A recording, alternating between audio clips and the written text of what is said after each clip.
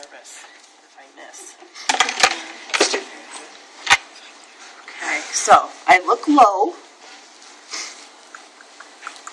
Some people say the hands hurt. They say it's technique. So I think I'm going to go for this one right here. Looks pretty straight. So I might even, move this down. Snapchat this to Kyle. You see it?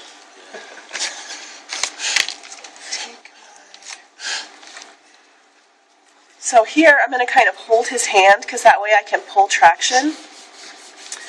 And I use a little friction here. And that even makes his vein stick out a little more. So I'm just going to go with the 20 gauge in your hand. You had dirty hands. Oh. I forgot I had class today. Really wash your hands on class day? Now, because it took me a second to get this out, I might get another alcohol prep. I don't ever put this back down, though. And then I can leave that there, even though I can clearly see it. And then the bevel is up. Here's my shallow angle. I'm going to say, okay, big poke on 3. 1, 2, 3. And there's my flash. I advance it just a little bit more. And then I'm going to feed the catheter off, and I can see that blood return. So, if I don't do tamponade, that is what happens.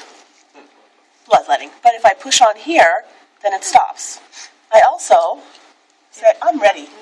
Hold. And then I tamponaded with the wrong hand. So at this point I can take it off. And then if I do this, and I twist the catheter in his arm, that hurts, right? A little bit. Okay. So what I want to do is hold the catheter steady and then twist it so it's not turning in his hand. And then I say, oh, I have a bloody mess. So I take my 4x4s, just clean them up a little bit for the moment. And I say, do I have good flow? I say, I got a good flash. What could it be? A tourniquet.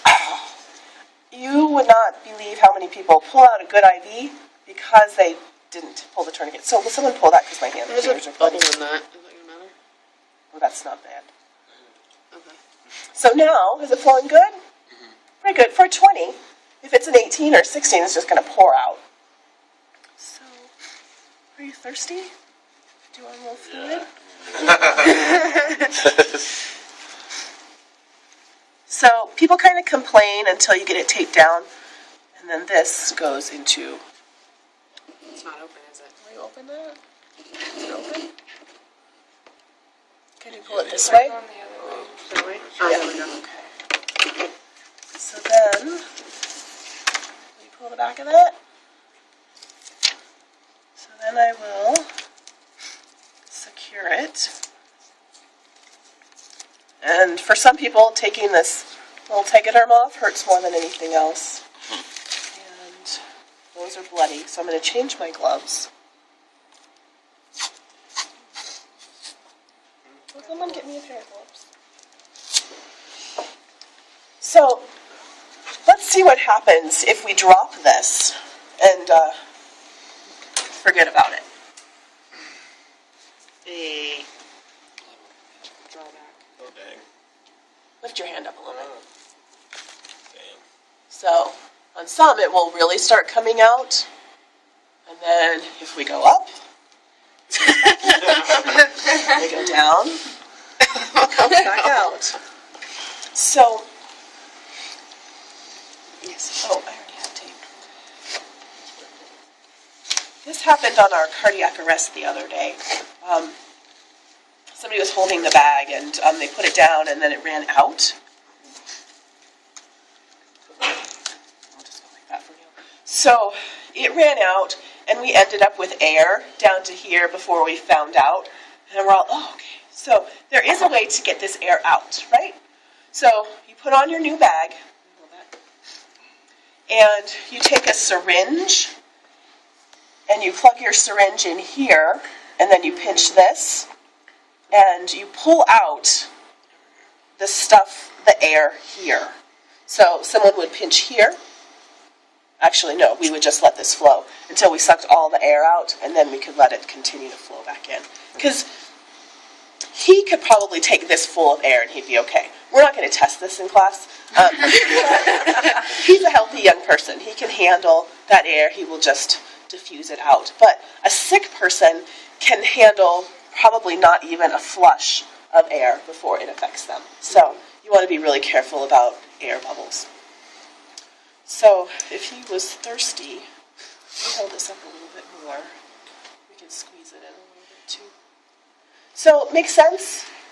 So there is a little hand-eye coordination that you just kind of have to get down. So, what I think we'll do, because someone wasn't here and someone left, we'll go with our 4 tables of 4. And we'll pass out some paper towels, and you'll use the icky expired stuff. And I'll grab some more catheters. And I have hot dog for everybody, and I have 9 bananas and 9 oranges. And does this feel cold? Yeah. Okay, so this is another neat thing. So without your gloves on, you can kind of feel it's cold here, and then you feel up here, and it feels like normal skin temperature. So It's colder than me up here. I don't know if that's You can feel it, or we can feel it? you should be able to feel Oh, it. okay, because I kind of do. And, or compare it to his other arm. So this can actually cause someone to become hypothermic too. So we do generally have warmers in the ambulance to warm this up to 98 degrees. So you don't want to give a hypothermic patient cold fluid and make them worse. You give a cardiac patient cold fluid though, right? After if you revive them. Oh, okay. If they were in cardiac arrest and dead and you get them back, then that hypothermic therapy is proving to be wonderful. Okay, questions? You want me to squeeze a little more in? Sure. Dad. Should have came on over.